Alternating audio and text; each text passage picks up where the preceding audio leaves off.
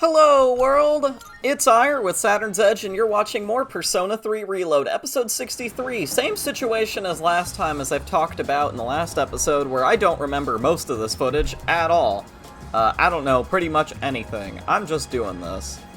Let's see. So, last time that we did this, we explored Tartarus just a little bit, and then we got into, just, you know, kind of the normal daily life stuff, you know. Doing a couple requests, talking to a few people, just to figure out what the plan is.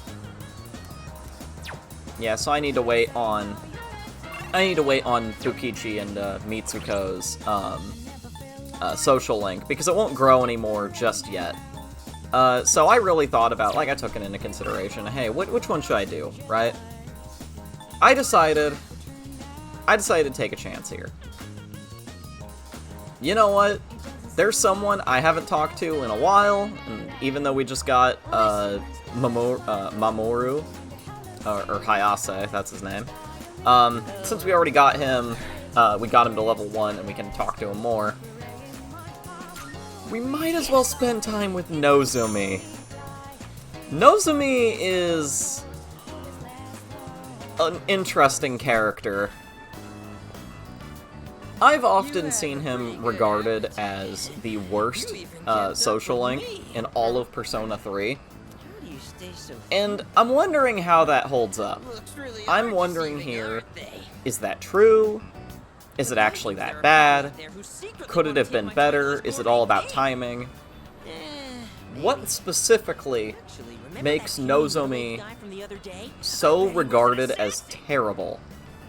And sure, the answer to this is obvious. You could Google it in 5 minutes, but I want to discover it for myself. I want to really figure out what it is. In light of your recent achievements and your courageous appetite, I hereby appoint you to the Gourmet King's Royal Guard. I'd say part of it is getting to his social link, where you have to do that kind of dumb quiz in order to actually start his social link.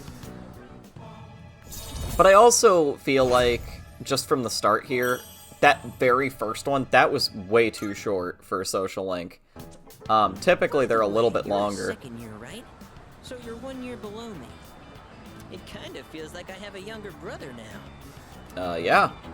Well, would you want to be my younger brother? Sure, why not?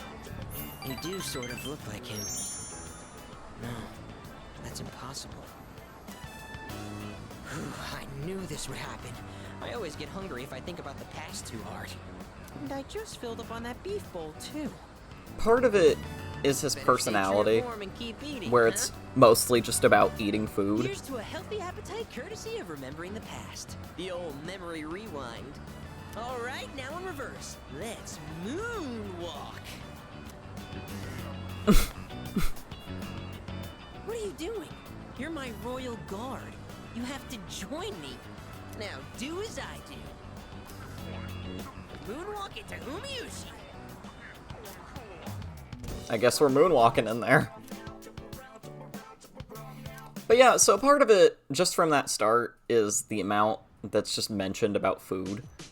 There's kind of an overarching theme there, we'll get into as we progress with him. No. And part of it is his personality so far, which is just kind of, I mean, obviously right now, the start of every social link is a very bare-bones personality. Simply, to put it simply, the first few levels of a social link are basically just the exposition for the actual, arc.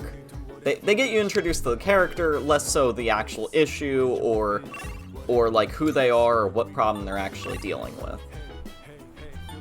It takes a while to actually, get with them, on a way where you can, talk to them and figure out what their deal is. All you know right now is kind of the basic steps. You know, yeah, let's watch that DVD. Whoa, that teaser was so dramatic. It's like the stuff from overseas. This series is known for having a strong female protagonist. I've been curious about it for a while, but I heard it also has horror elements. So, I don't know what else to really say here. Wait, really? You're totally fine with that stuff? Yeah, I guess I am. That's actually perfect. I'll try to push through then. Oh wait, it's starting. Man, the tension is palpable. That cliffhanger really made me want to know what happens next. I guess it was more zombies than horror, huh? The main girl was just an ordinary person, but she stood so strong in the face of adversity. I love that. Yeah. I feel like I was able to focus on the story thanks to you. I'll let you know when I borrow the next one.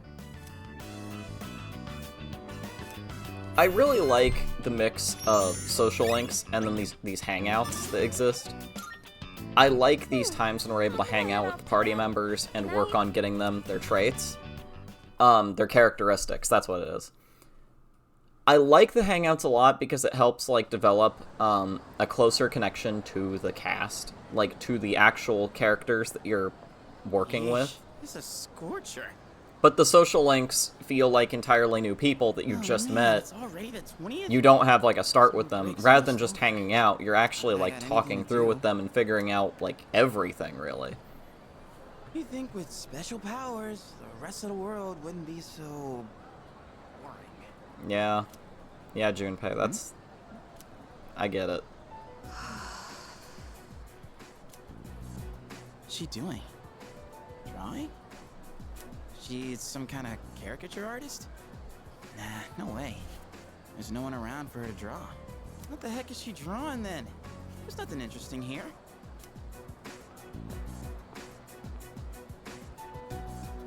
Out of the way. You're blocking my view. Move. Huh? Oh, sorry. Oh, what's with those funky colors? What do you want? No, nothing. My bad. Dude, how can she stand to wear that crazy outfit in this heat? And what was up with that weird drawing?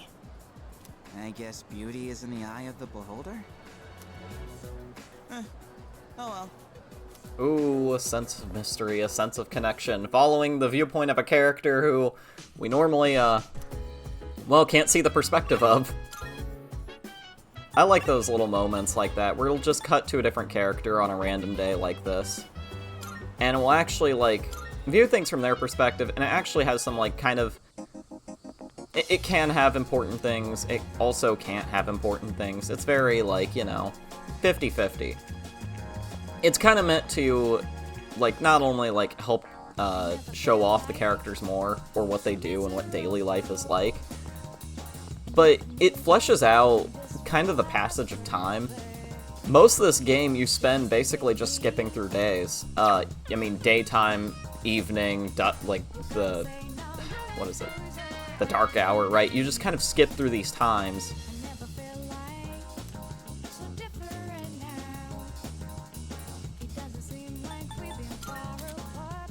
Yeah, huh, nice.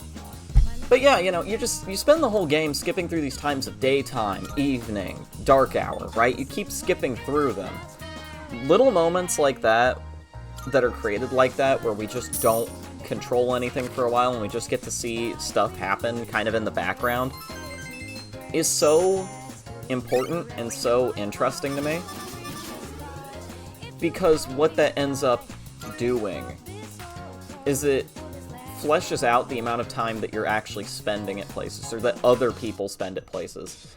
It really gives you more layers to work with as to what's going on. This game isn't just meant to be like... The whole story isn't just meant to follow the protagonist. It's showing all these viewpoints to eventually build up to, like, a good, satisfying result. But because the way that they're placed, it helps flesh out there is more going on without our involvement at all. It doesn't take our input for these things to happen. They just happen. Very naturally, too. We know that Junpei's been going out, like, every day of the summer here. He's been going out every single day. So to finally see him out and about and actually, like, meet someone is crazy. It's very believable, and all these, like, little details, these habits and all this build up to that.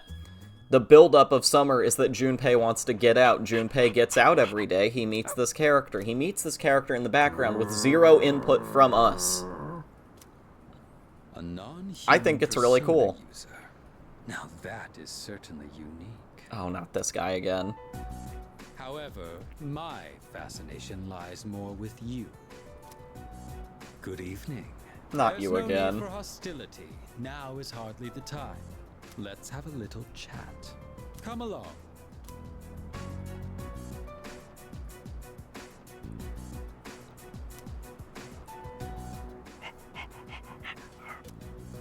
What exactly are you waiting for? I don't know what I'm waiting for. I never know what I'm waiting for. Now then, I have a question for you. However, just demanding answers from you wouldn't be a very fair arrangement, now would it? I will answer one question of your own first. So, what do you want to know?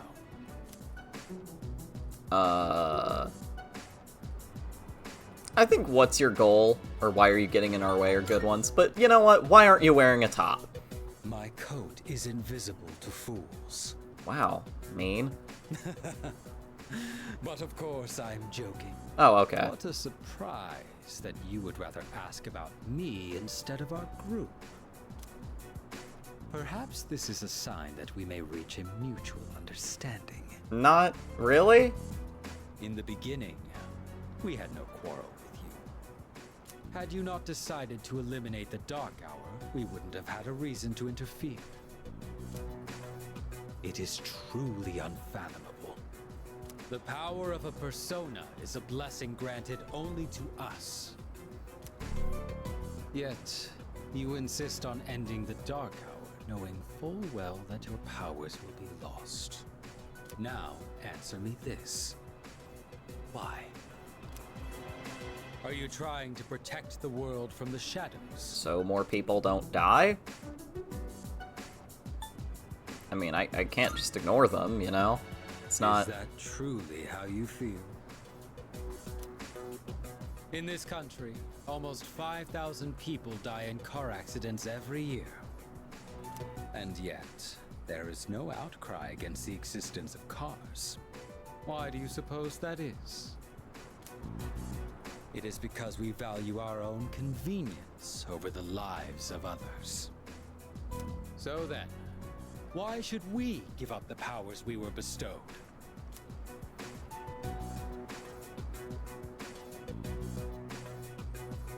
To me, the logic makes no sense. It really doesn't. Do you know what a savior complex is? But also, he kinda has a You point. are being trapped by a misguided way of thinking. We have no obligation to sacrifice what is ours to save others. Yeah. Giving up your own life to save others is simply a waste. I mean, I don't think so. That's... Your reason for fighting is one of obsession. Oh. I think Takaya has had multiple points that are right, but they don't actually connect anywhere. Do you continue So you're gonna deny fully it give up because your you powers? can't Did you know accept that the people truth? die in car accidents every year and we don't There is ban no need cars? to rush your decision. I think You it's should the same think thing. It's carefully clearly about not. They're it. two separate things. Do you know what a savior You've been given complex a is? It has special nothing to do with power. cars. And yours Like- is particularly To me, extraordinary. The way It's that as if he's the Dark talking Hour is has easily chosen noticeable as just awful. It just Does sucks. it really make sense for you to reject this gift? That was all I had Oh. to say. Okay. Tonight is a new moon. You have ample time to reconsider before the moon waxes Point is, full again. the way that he's talking, some of the stuff he's saying is true. But none of them actually truly connect to each other. Or really do a good job at anything. Perhaps it might help you Saying make up your a lot of people die in car accidents every year, then. where we say I shall convenience I trust you'll have overrides changed the your lives tune of by others. The next time we meet. I don't think that would ever realistically connect to the situation with the Dark Hour. oh, you're willing to give up your gift that makes it convenient, but we're convenient already. We have cars and they kill people. Huh.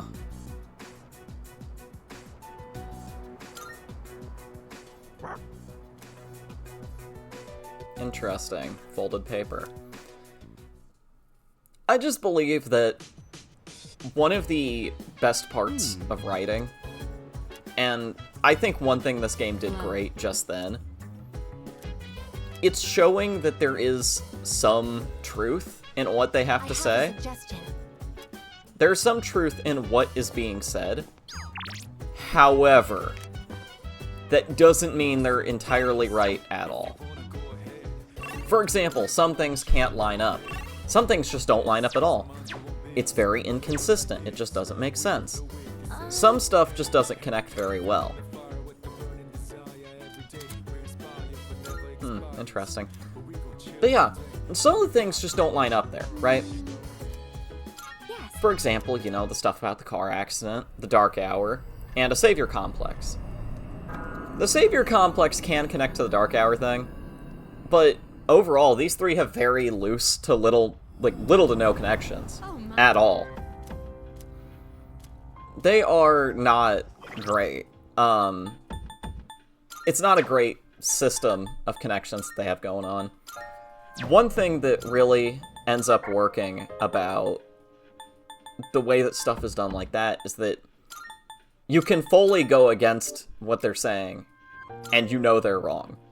And that's okay. But you can also take some time and like, look at what they're saying, and you could go like, well, yeah, that kind of makes sense. I guess they have a point. That's one thing I actually really like about, that's one thing I really like about the writing of this game, especially when it was done in that moment. It really got to display, like, that at its strongest, in my opinion. Yeah, there we go. Akihiko and Yukari are out, but we are just going to, we're gonna save some people. We're gonna save a person. I think it's just one person. Okay, they're from floor 101, so it's only 2 floors up from 99. That's basic math for you.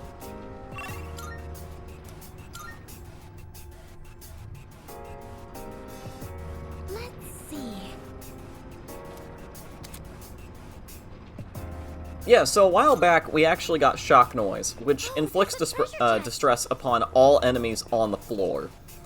It is specifically one of Fuka's navigation skills. It's pretty nice, but I'm not going to use it yet. I feel like it has better benefits later on, like in the late game. And I feel like now, when we're just searching for one person, it isn't exactly beneficial. It makes things easier to search for, don't get me wrong, but I feel like we can find things a lot easier just kind of on our own. And we don't really need that to do our job. Let's see.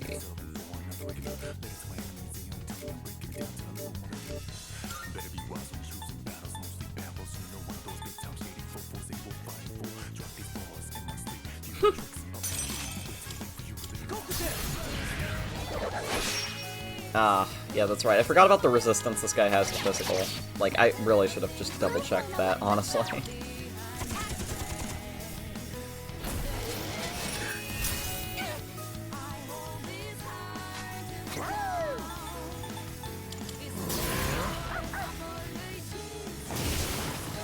There we go. There isn't much I can say here for kind of the battle portion of it. We're just using this time to find exactly one person. And that's really not, like, a big deal at all. Finding one person is, like, the easiest thing ever. Literally, just search the floors, get a couple treasures along the way, beat a couple enemies, go to find the guy. It's as easy as that. How do we proceed? I do like getting the build-up there for that. I don't know, I like the chance to inflict a status effect because of what I've done. That's just me, though. I like charging up. Also, it's just more flashy. I mean, how am I going to deny that? I like it when it's just a little bit flashy and just out there. do that. There we go.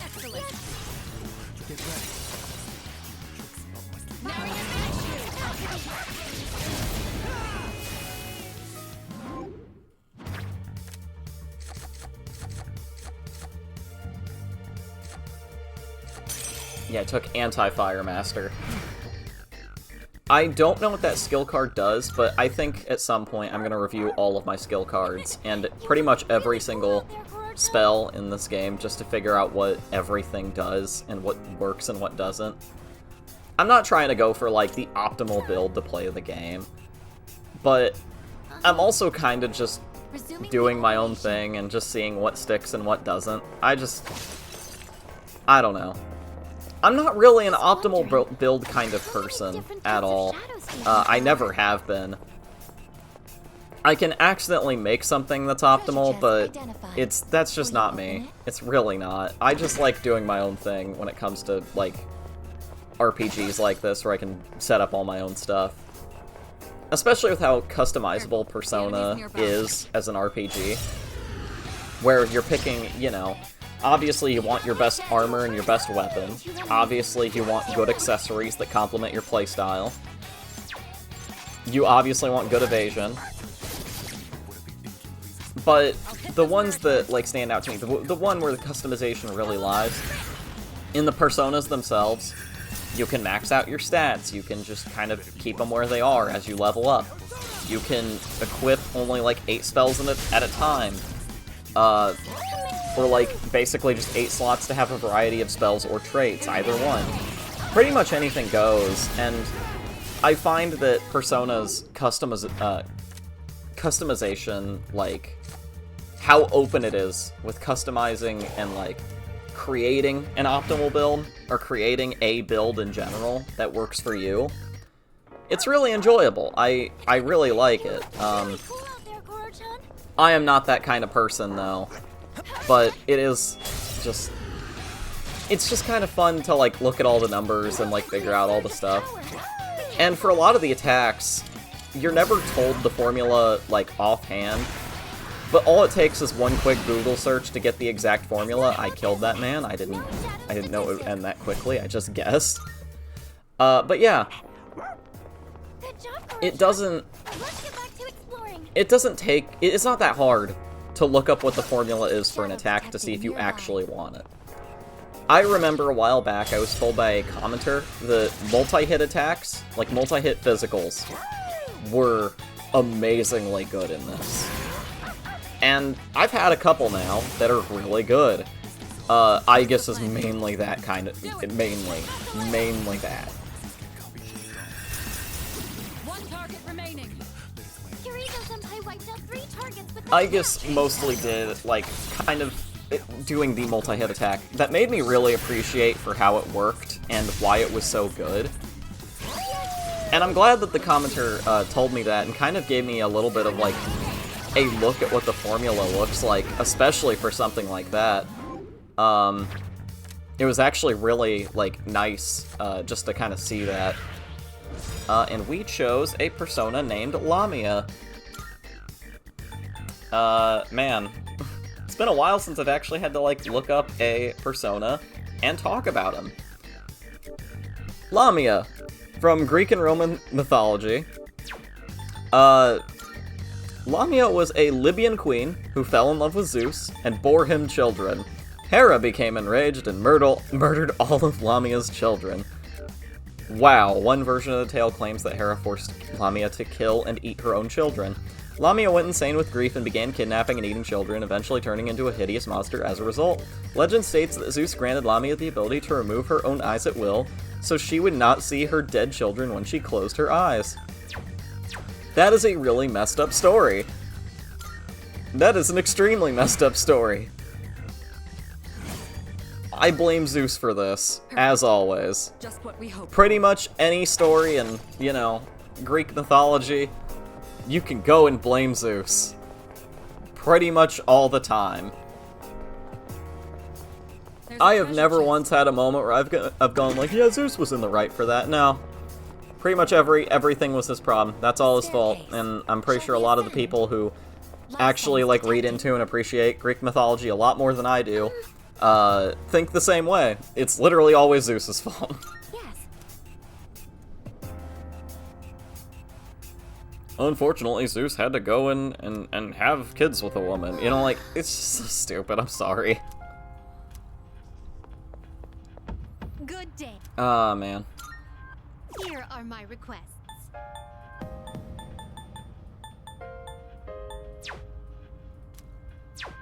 Very well. Pretty sure that was all I had to do here. Like, literally, that was everything. I just saved that guy, I did everything I needed to do, I just went back. Yeah, let's call it quits here. There's still a little bit more to this episode, so I've got to do, like, just a little bit left over of commentary. But I'm pretty sure it's, like, not much left.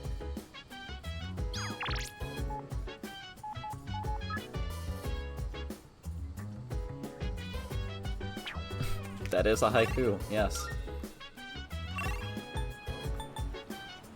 I'm sorry, but I love this stupid joke I've basically forced myself into, where I'll point out a haiku and go, "That's a haiku! That's a haiku right there!" Ah, man. Anyway, that is all for this episode. That is literally everything. That's the end of episode 63. This has been Saturn's Edge with Persona 3 Reload. I'm Eire. And I'm glad I can get to narrate once more, to really commentate and do all the big stuff, you know? Anyway, feel free to like and subscribe and to share this with people, you know? Get it out there again. Say that Saturn's Edge is returned. I don't know. Do whatever you'd like. And I will be seeing you all in the next video. See ya!